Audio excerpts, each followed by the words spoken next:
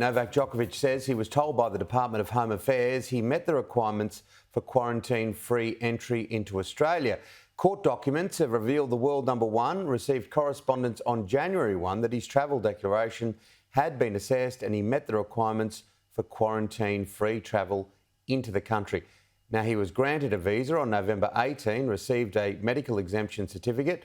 The medical exemption was granted based on evidence he had tested positive to COVID on December 16. Now, the documents also claim his visa was not dependent on his vaccination status.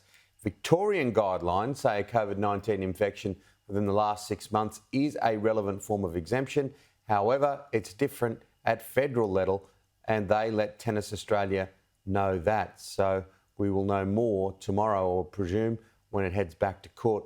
Tennis player Renata Vorokova has been deported from Australia after her visa was cancelled by Australian Border Force officials. The second Australian Open tennis star flew out of Melbourne on a flight to Dubai last night after being detained in a Melbourne hotel where Novak is being held. The world number 80 doubles player entered Australia last month with the same vaccine exemption as Djokovic on the basis she had been infected with COVID in the past 6 months. The embassy of the Czech Republic in Canberra earlier confirmed the 38-year-old has decided to leave Australia at the earliest possible date and will not be attending the Australian Open.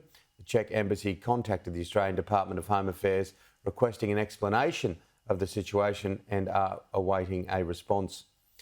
Tennis Australia boss Craig Tiley has vowed to tell the full story behind the Novak Djokovic detention saga in a video leaked to the media.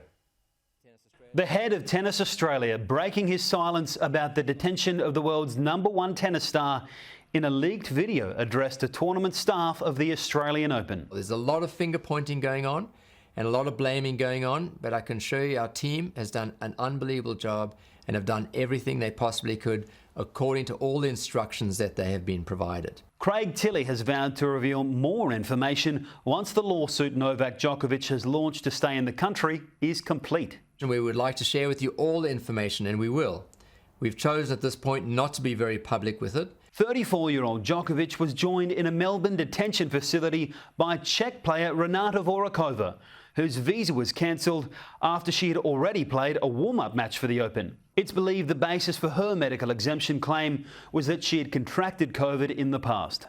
A statement from the Czech Republic Embassy in Canberra says she's decided to leave Australia at the earliest possible date, and that the embassy has asked the Australian Department of Home Affairs for an explanation of the situation. While in the facility, the Czech star has reportedly said this to a news outlet in her home country: "My window is shut tight. I can't open it 5 centimetres. There's a guard in the corridor. You have to report. Everything is rationed. I feel a bit like in prison." Meanwhile, Djokovic is hoping to be moved to a better facility, one with access to a private chef and tennis court, while his next battle unfolds in the courtroom ahead of what he's still hoping could be his 21st Grand Slam win. He shared an Instagram post which said, "Thank you to people around the world for your continuous support.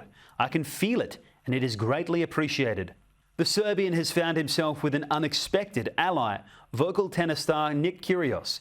Despite their Twitter feuds in the past, the Australian has now said in a tweet, "How we are handling Novak's situation is bad, really bad." Other tennis stars are also weighing in on the situation.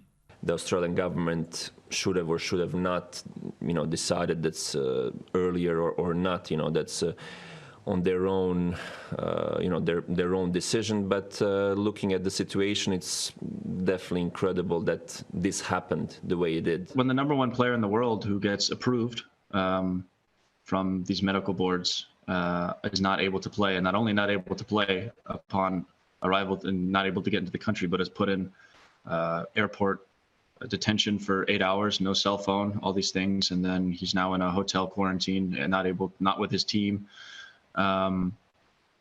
It's very bizarre behavior. Djokovic's case is due to return to court on Monday morning. Joel Phillips, Sky News, Melbourne.